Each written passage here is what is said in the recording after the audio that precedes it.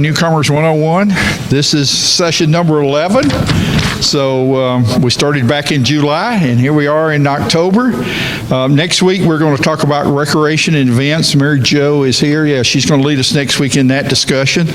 And then we're going to close it out with food and beverage, the last one, and that's October the 18th. So again, welcome.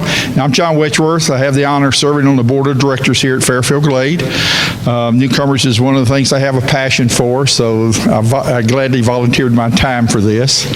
I've had several today that has mentioned that you've seen this online. If you the first time to attend, if you'll go to our website, log in and go under members, you can click on that and you can see all of our past presentations online also. Also, we have the PowerPoint and the video are both online there. So with that, I'm going to turn this over to Pat Gouet with Fairfield Glade Resident Services. Pat? Thank you. Thanks, John. Yep. I have a big voice here, Danny. Welcome to the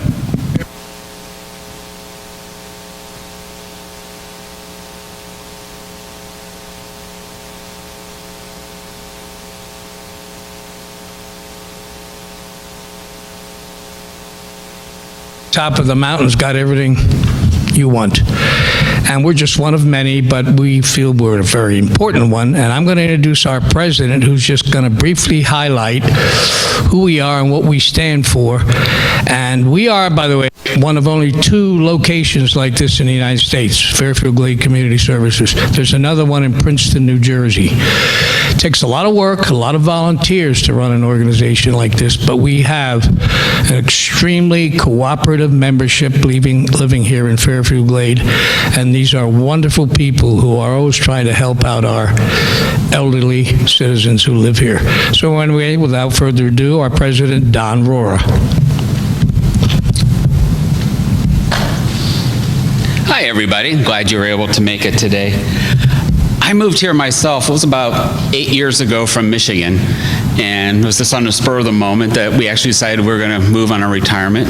I tell you, I've never looked back at it. We really just enjoy it here. I think it's a wonderful place to be.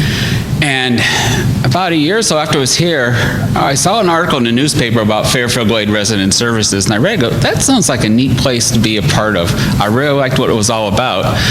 And then a few months later, I saw they were having an open house at the new office, so I went to the open house. And I started talking to this one guy. He was wearing a blue shirt and these wild shorts. And I was saying, you know, this is like a neat place. And he says, no, he's on the board. And I said, you know what, someday I think I'd like to be on your board. And he gave me his business card, and I still have that business card. So I found somehow I got connected with you guys, and I really enjoy it. So let me tell you about Fairfield Glade Resident Services. We were created to provide human and social services for the residents here in Fairfield Glade. And back in, I think it was about 2008, they did a needs assessment of the community. Are there some needs that are lacking that the residents would like to have?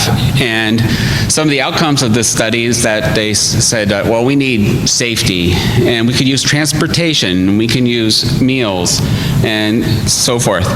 And so at the end of the study, they presented it back to the board, and the board says, wow, this is a great study, but we are probably not the ones to do it.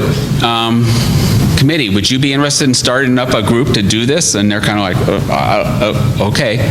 So there was 2 people on that committee, Joan Fredericks and Ken Schoening, and they created this our nonprofit agency. It's a 501c3 to provide the needs for the people in this community that that they can use to stay here in this community.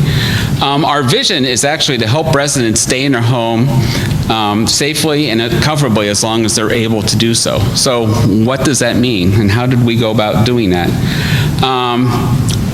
Well, we started up a variety of programs to meet some of those needs. So one of the biggest ones we have is what we call our Way to Go, which is a transportation program. Those who need transportation, we have drivers who are trained to be driving, residents who cannot drive or just need a ride somewhere.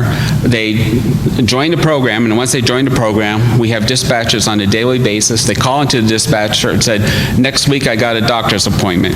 And then we have software that's set up online that we post the rides, our trained drivers can go out there and look and said, you know, I'm free on Tuesday afternoon. Anybody needing a ride on Tuesday afternoon? They see somebody, they click on it, and they're available to give the rides, and that works very well. We provide maybe, I think it's around about 110 rides on the average every month to people in this community, to where they need to go. Another program, and this was when we started with COVID. We found that with COVID, we had to be flexible. We did a prescription delivery program. We are finding when somebody is tested positive for COVID, they get told two things. One is you need to quarantine, stay home, and number two, you need to go pick up your medicines. And we're like, and that doesn't work too well. So we worked with the Kroger pharmacy here in the Glade, and we were able to provide a method that if somebody needs prescriptions, they call in, they can order it over the phone, pay for it over the phone. They would call us, we would send drivers out and deliver the prescriptions. We averaged under half an hour from the time that the customer would call to the time we would get the prescriptions to people at their house. We did that twice when COVID first hit back in March of 2020, and then we picked it up again and did it last winter when we had a spike here as well. And now we've kind of closed down the program as it stands itself, but we still do it.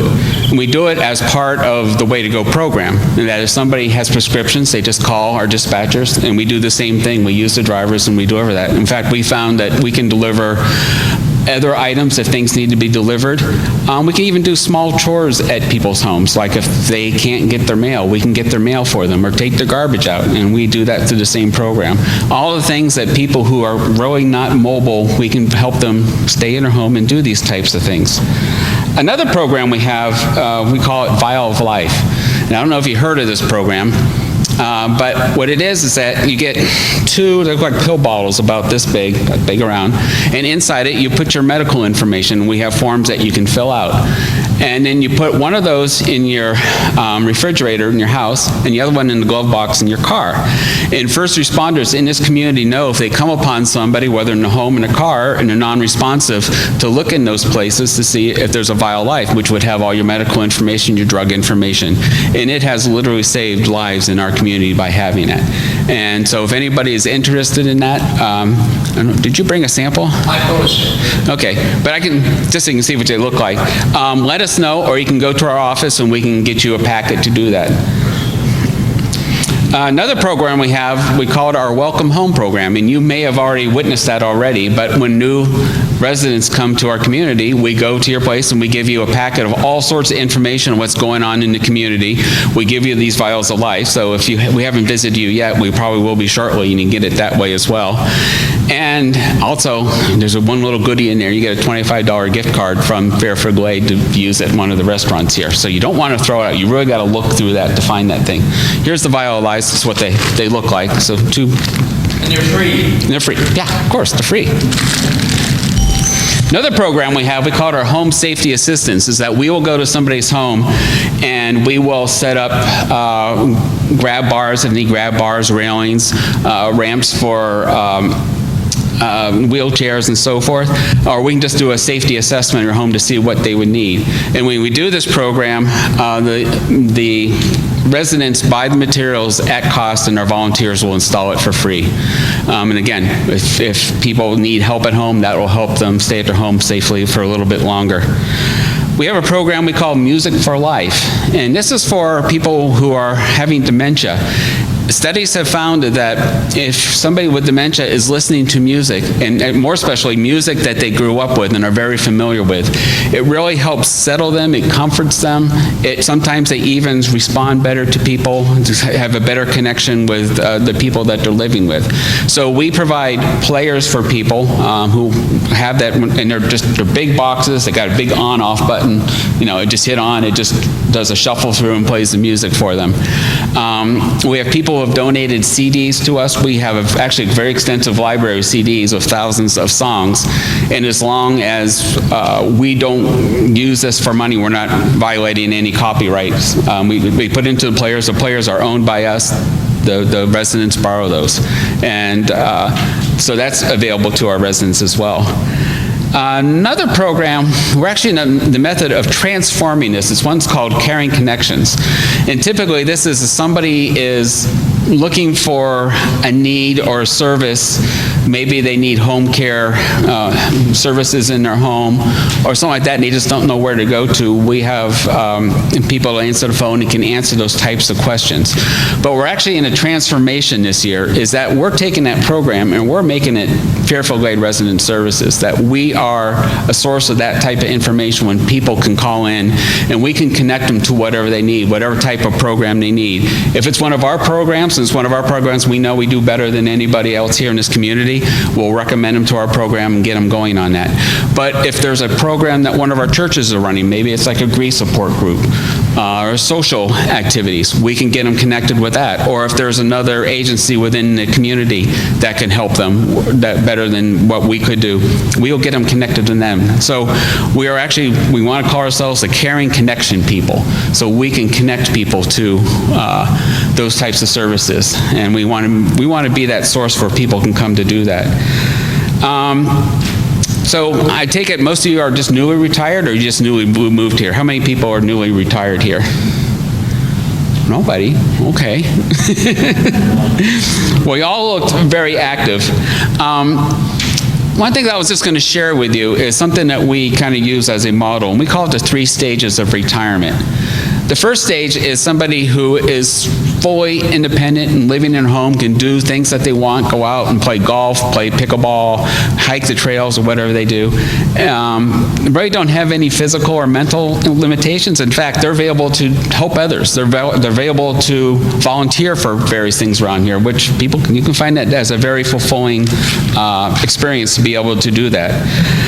The second stage, I would call this depending upon others in order to be able to have an independent life. So you still want to live in your home, but let's say you can't drive anymore. Well, we have a driving service that will help take you to places. Maybe you can't really cook anymore. We can make sure that you get food delivered to you. Just looking at things like that. So it gets to the point where you start depending on others in order to stay independent in your home. And that's where a lot of our programs are tied to, is for people who are falling in that stage. Sometimes one spouse can be fully independent, but the other spouse is not. And maybe they're running into medical or physical issues, and we can help them in those areas if they can't do it themselves. Sometimes one spouse, they're living together, one spouse can do a lot of things, the other spouse can do all the other things, and together they can get everything done, but one of them passes away. And then now maybe the person who's left can't drive anymore, or there's something else going on, or they need some help and assistance around the house. And again, we can help them with those types of issues as well. The third stage is when you're really fully dependent, and at that point, you probably can't safely live in your home anymore. And I hate to talk about these things because we're all retired. We think we're all going to have fun and great things and do fun things in our lives, but unfortunately, we are getting older, and those things happen. And at some point, when you get to that age, you're probably going to either move into assisted living, go to Good Samaritans over here on the hill.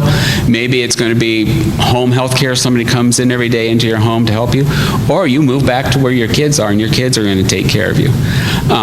But we are here to help you have a good life in your home until you reach that stage, and so that's where our programs are connected to. So that's my talk. Our office is just on the other side of Food City. The next plaza is about 200 yards away. You're welcome to come visit us if you have any questions. If you haven't, you can also call us. The phone number is on the pamphlet that Pat handed out. So, questions? Yes. I just wanted to say we got that welcome back. Okay. That is a wealth of information. Excellent. Really incredible. Okay. Don lightly touched on the vital life. This is an essential item that's in your gift bag. If you don't have one, pop on down to our office and we'll make sure you get it. The critical information in there about your medical and whether you have a pacemaker or if you have certain medications, but it's next to the kit. We've had some tragic stories, Fairfield Glade, where our police department has found people who don't know who to contact. This is just awful. And we have a lot of people that live here may be estranged from their children. Not everybody's got the good life. So what we're there for is the ability, and our police department is wonderful here. These guys are terrific. But they need help, so you have to fill out the information. It takes 20 minutes. That's all it takes. It's just important to put in that information and keep it. And all the instructions are right there in the little kit. Trust me, do it, folks. You can save your life, I'm telling you. And your children will be very happy. You know, if they live out in Washington, state of Washington, and you're here, you know, it's pretty hard to get to and find out what you're doing. So just, please do it. Thank you. Yes. What's the hours of the office? We are open from 9 a.m. to noon, Monday through Friday. Any other questions? Yes. Yeah. We tried it. You stopped those last year because of COVID, right? No. Yeah, we couldn't come to the homes and everything. Yeah, we can blame everything. We didn't go to homes, but we would contact by phone, answer questions over the phone, and we would leave it on the porch. So we did keep that going through COVID, but we did get behind. We did get quite behind in our list. One thing else I'm just going to add about getting through COVID, what we found is that probably half of our clients really shut down in their homes, and they weren't using our services, but we also found probably about half of our volunteers said, I don't feel comfortable working with our residents, and they kind of stepped back. And trying to come back up and running back up, it's been a little bit difficult for us. And right now, we are looking for key volunteers in various areas. And if somebody is interested in a volunteer, please come see me, and I can show you some of the things we're looking at. We're looking anywhere from just providing drivers or putting together our welcome home kits together, to helping manage in small areas of our programs, all the way up to, we have some of our board members are retiring this year, and we need people wearing bright shorts to replace those people. So if any of this thing interests, please come talk to me and talk to Pat, and we'll take it from there. Any other questions?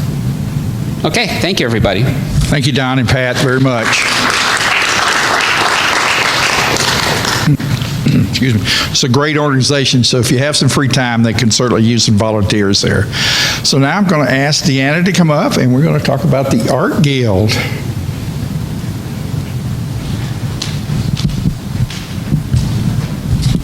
Hi, I'm Deanna Magditch, and I have lived here for 26 years. The Art Guild has actually been here for 40. But we used to be, you know, in a little place over a shed, and then it was someplace else that was condemned. And because there was never enough members, but we now have approximately 185 members, and for the last 15 years, we've been located over at 451 Lakeview Drive. So in case you're still not familiar with us, Druid Hills Golf Courses and Once Upon a Time restaurant was right there. And then is a swimming pool, and then is the Creative Art Center, the Plateau Creative Art Center. And that is the home of the Art Guild. A guild means that a bunch of people, in this case artists, get together and they have a few ideas. They need a place to practice their art and a place to display it. But we are so much more than a bunch of artists who want those two things. We have a sculpture trail that is so cool. And it connects to part of all the other trails that they have around here. We have an art gallery, and like most galleries, you can imagine what's there. Lots of pictures on walls. But we also have a lot of wood turnings. We have potters. We don't have a kiln located on site, but our potters have their own, and so they bring in original pottery. The jewelry is outstanding. And the one thing to remember about jewelry, it always fits.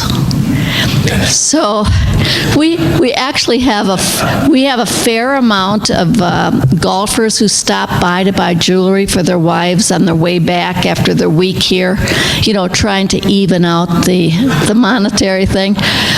But last year, during the throes of COVID, when we were unable to have our classes, we were unable to do our senior outreach out at the senior center in town in Crossville. We were unable to have the homeschool children come in. We opened up a shop. We took a library that wasn't being used, because can you imagine, we had a library for art and they had books in there with no pictures. Nobody took them out. So we had books there that, you know, someone had donated. That was nice of them to do, but we had books that no one was using. So we moved that to another corner of our studio, and we opened a shop called Endless Possibilities. You have to be a member of the Art Guild to have your work there, and surprise, surprise, everything is for sale. But it's the more fun side of what you might do. So we have some artists who put together really fine wall art, whether it's an oil or watercolor or whatever. But they do some funky little other stuff, and that is so much fun. And it's very reasonably priced. So that's what we did. And we revitalized, we repainted, we just kind of re-envisioned what we were, and what we encouraged our membership to do, because our membership was like everybody else here. We are somewhere north of 35. So we had a lot of people who kind of shut down. You know, that's the one thing they found out about COVID. Oh yeah, they were worried about the kids going to school. But with the senior community, you see a lot of depression because they weren't getting out. They couldn't go to see their friends. So we encouraged them to put on their mask and come down and help us, work with us. Did they? Oh, some did, some didn't. We still held our meetings. We did it on Zoom. So for those who needed to stay at home, they could Zoom us. But it was a lifesaver for many, many of our artists. Now this month, we have what we call an exhibit. So it's just a display of really good stuff. But every month we change, and on the first Friday of every month from 5 to 7, we have a reception. Free wine. I didn't hear any, oh, great. But we have free wine and packaged snacks. We used to have wonderful hors d'oeuvres, can't do that at the moment. But next month, we are having what is called the People's Choice Awards, and it's being sponsored by one of the realtors here. And so we give cash prizes. And because we give cash prizes, that means that we have people who, within our membership, who save up some of their finest work to put into that show. You missed a show where we did self-portraits. Now, they were pretty wild. Not everybody participated, but they were pretty wild. So we have people who are actual artists. I'm kind of a wannabe. Scary. But we have people who are not artists at all who become members. One of my favorites is a woman who taught school. So she took over the children's program. Once a month during the regular school year, she teaches homeschoolers. And she has a set program, and I think the kids are from 6 until maybe 12 or 13. In the summertime, once a week, she and her group have a set program teaching all these little kids who come in as visitors or grandchildren, and everybody has a great time. We are now back at the senior center in town. We are so grateful that we have that opportunity because we teach, I think maybe 20 or thereabouts once a month, the people who are going to the senior center. We were all set up and ready to go in about August, and then we were cut down. And I thought, oh my gosh, COVID spiked. No, someone ran into the building. You know, one of those senior people hit the accelerator instead of the brakes. And we thought, wow, when are we going to get a chance again? Because it's a county building, you know, all that government stuff that you have to go to do and get up and running. But we're back. And it's just a fun place to go. It's just enlivening to be around art. It's fun to see what people are doing. You can feel free to come. Don't wear your beret. You know, just find a way of getting there. So I have some things to hand out, and I believe I handed them out primarily on that side, maybe not to the front row, but I'm going to hand some out right now. For you to know more about us. It is our monthly newsletter. You can go, we have a great website, and then just telling you a little bit more about us. But we are a fun place to be. I hope you join us. Thank you.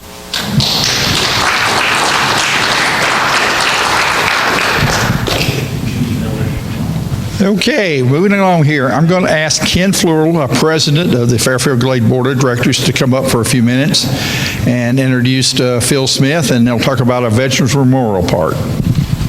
Thanks, John. One thing that I would ask you to keep in mind, we're going to distribute to everybody's email address that you use to sign up with John for the newcomers. We do a time change tip sheet twice a year that runs through the different items that you should give some thought to as you go through the time change.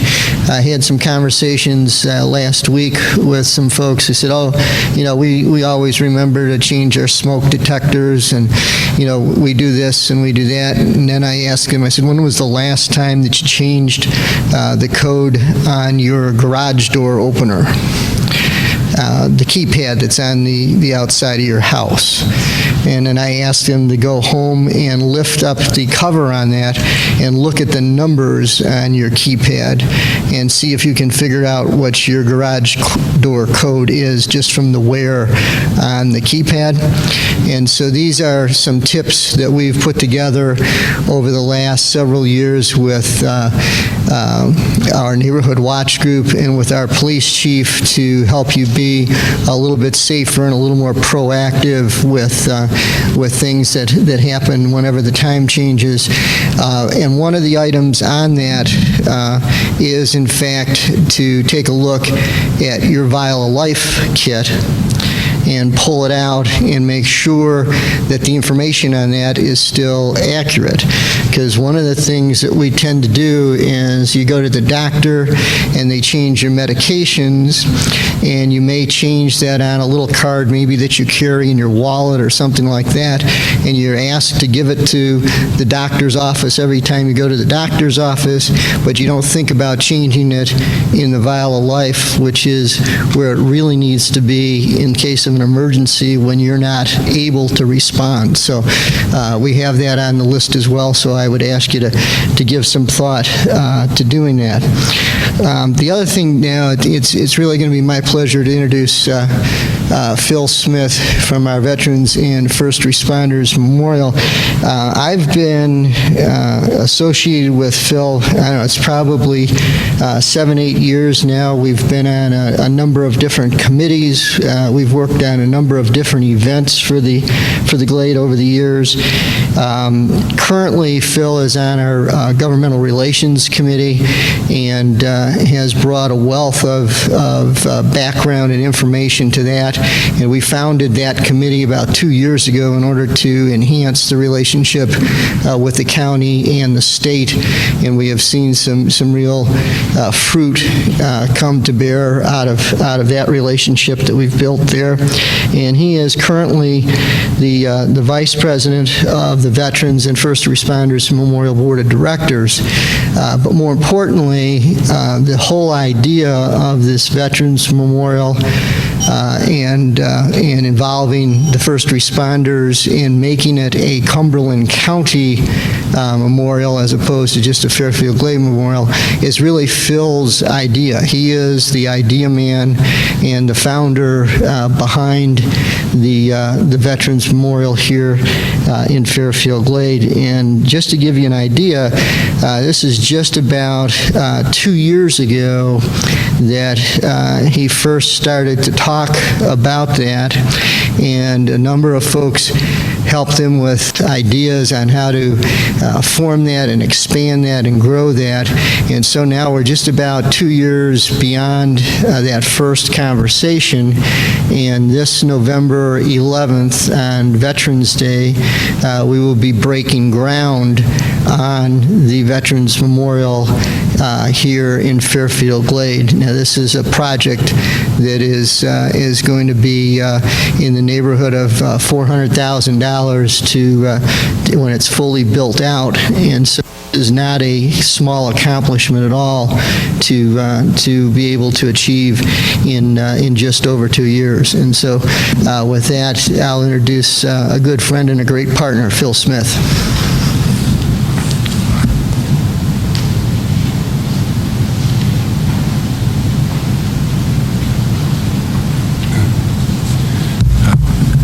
Thank you, Ken. It's a pleasure to be here, and I would like to join the many people that have spoken to you already and just welcome you to Fairfield Glade. I think you're going to find this a great, great place to live. One of the things that I would encourage you to do is to always remember where you came from, because that will help you appreciate what you've got here even more. 2 weeks ago, for example, my father-in-law lives in Baltimore, and we lived in Maryland for 25 years in a suburb of Washington, D.C.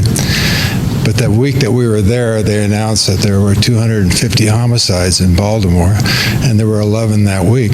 Meanwhile, down here at Fairfield Glade, people were concerned about the signs along Peavine Road. So just keep things in perspective.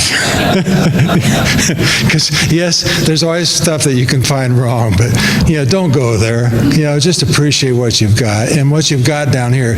You got a wonderful place. You do. You got great views. You got nice amenities. You got a nice, safe community to live in. But mostly, you've got good people living here, and that's the thing that you'll find that's the best takeaway from Fairfield Glade are the people that live here. And included among those people that live here are a lot of veterans, a lot of retired veterans, people that did a short enlistment tour perhaps, or made a career out of the military. But they have been a valuable part of this community for a long time, since it was created, some 50 years ago. And in addition to that group, we also have a lot of first responders, people who have spent their career as a law enforcement officer or a firefighter, or perhaps as an EMT, or worked in some other emergency medical position, or they did it just for a short-term time or as a volunteer for a while. Either way, those people are an important part of our community. And that's what kind of spawned the idea of having this memorial here in the Glade. We have about 1,000 veterans that live here. which is a very high percentage.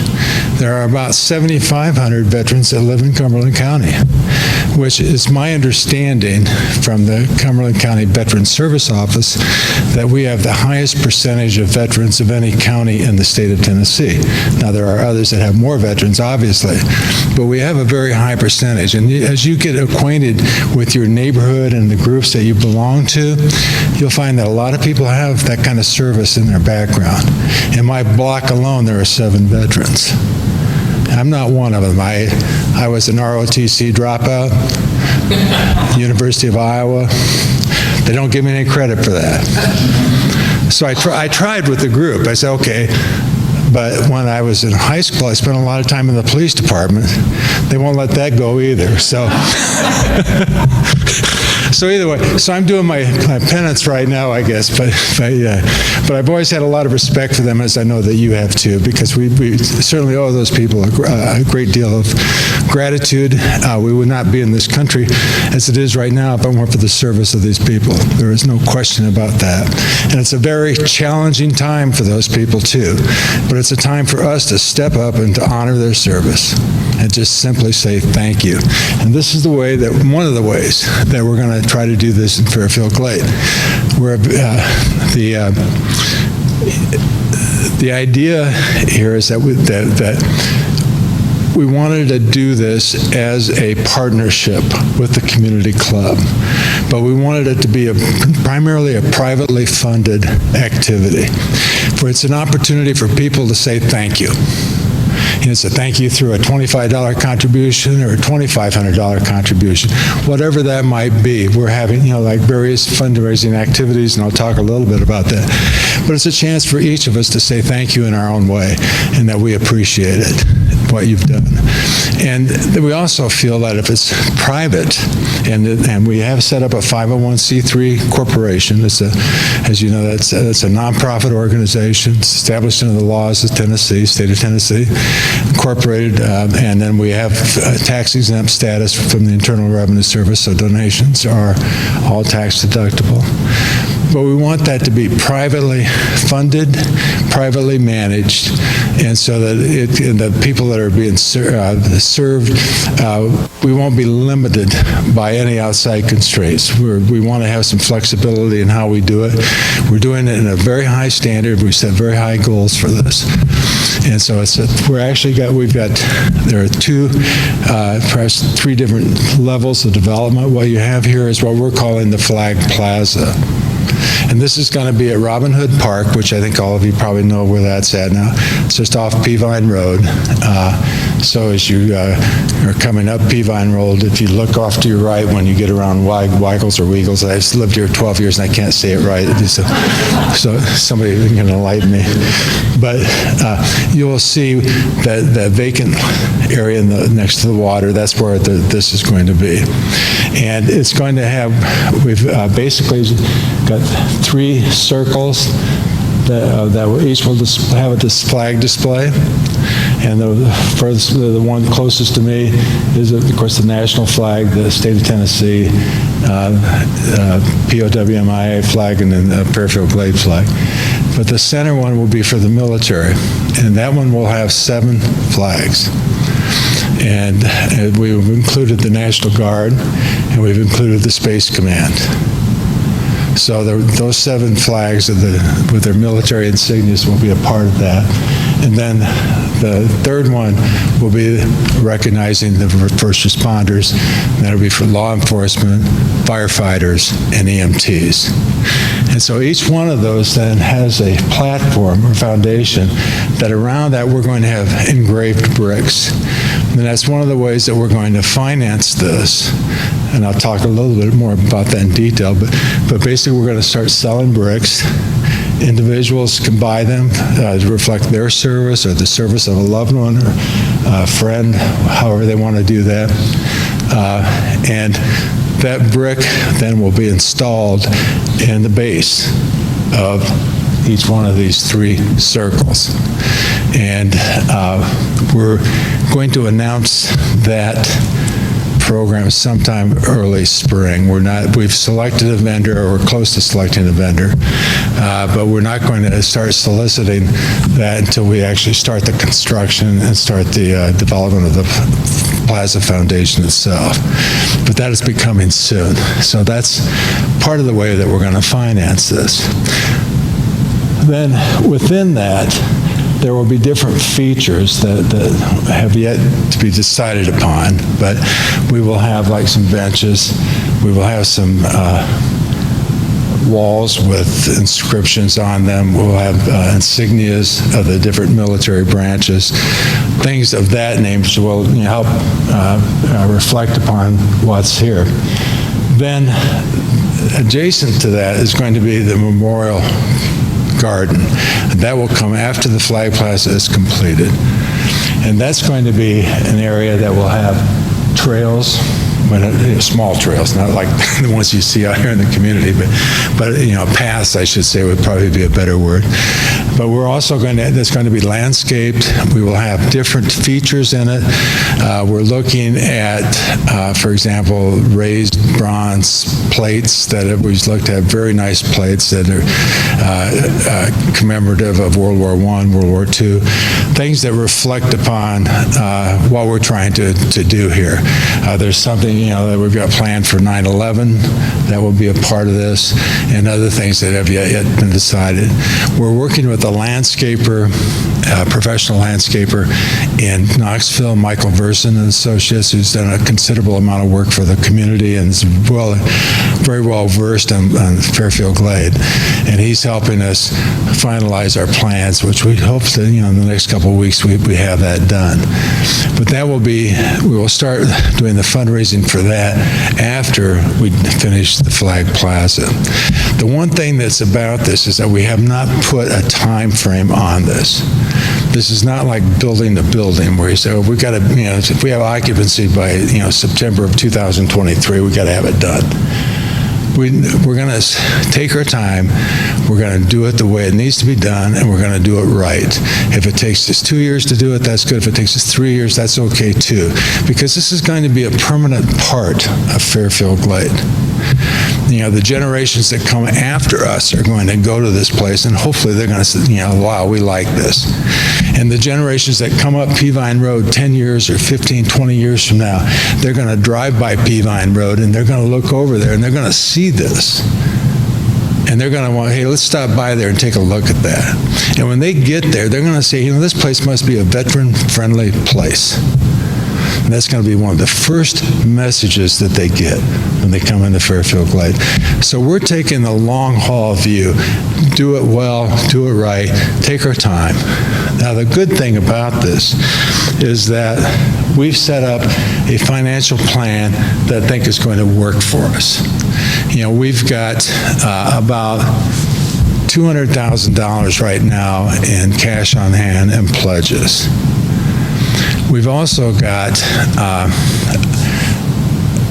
an arrangement worked out with the Crab Orchard Utility District, and I know you've probably signed up for your water, hopefully.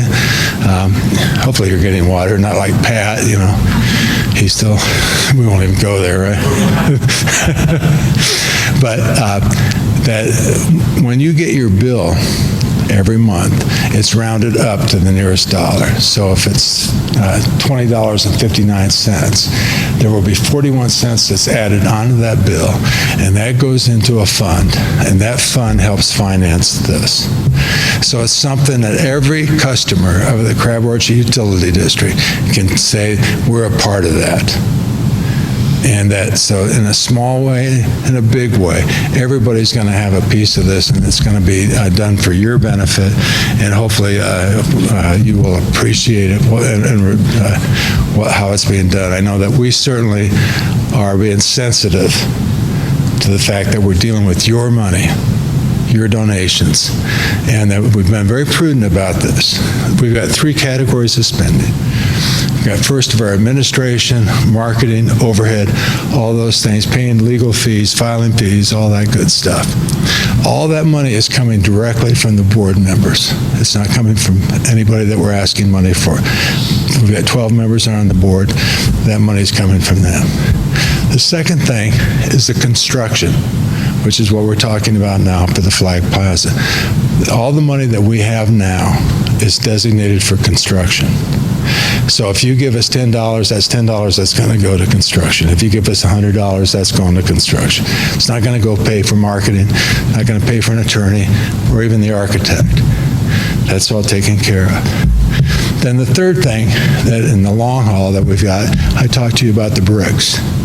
Well, those bricks, we haven't set the price on those yet, but it'll probably be in the neighborhood of $100 a brick. It's in what we'll ask in the way of a donation. There will be, obviously, they don't cost that much. But the money that we make off that in the way of profit is going to be set aside into a special fund, an endowment fund, if you will. And that money then is going to be dedicated to the maintenance of the memorial. So a lot of times you go see these things and you look at them and they're run down because nobody said, nobody made a provision for that. Or if the county's doing it and the county is short of money that year, they don't do some of the stuff that they need to do. Well, we're not going to have that issue here. We are going to, from the very beginning, plan for the maintenance of this so that when I talk to you about that generation that's going to come after us, it's going to be as well maintained that year as it is when this thing is first opened up. And it's going to be because we've set this up in that kind of a financial plan. Now, so that's, let's see, I guess, let me finish up on the financing. We have what we call a Founders 200 Club. And that Founders 200 Club is for individuals and business organizations that donate $1,000 or more. And then the names of those people will be permanently recognized at the site of the memorial, probably in the memorial garden, not in the Flag Plaza. That's reserved totally, just exclusively for veterans and first responders.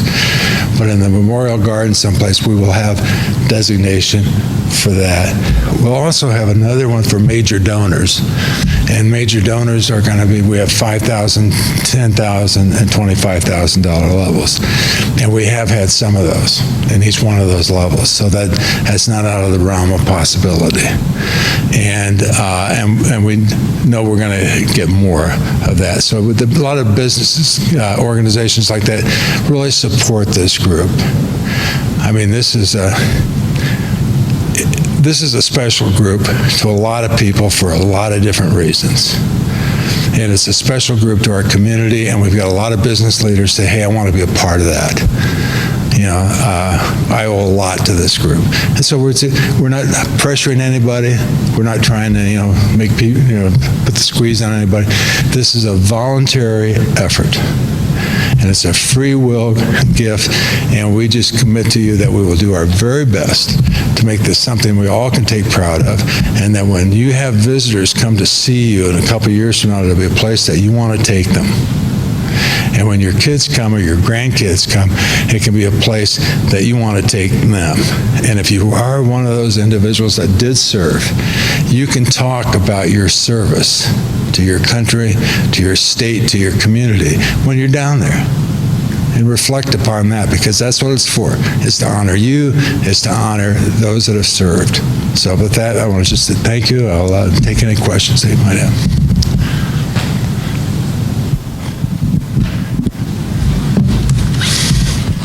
Any questions?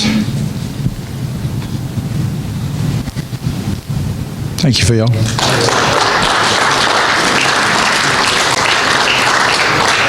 Phil, you have some handouts back here after the show. After we finish up here, Pat. Yeah, just one thing I wanted to add. Bill, this is a tremendous program. I commend you tremendously. But I have to get a little singing.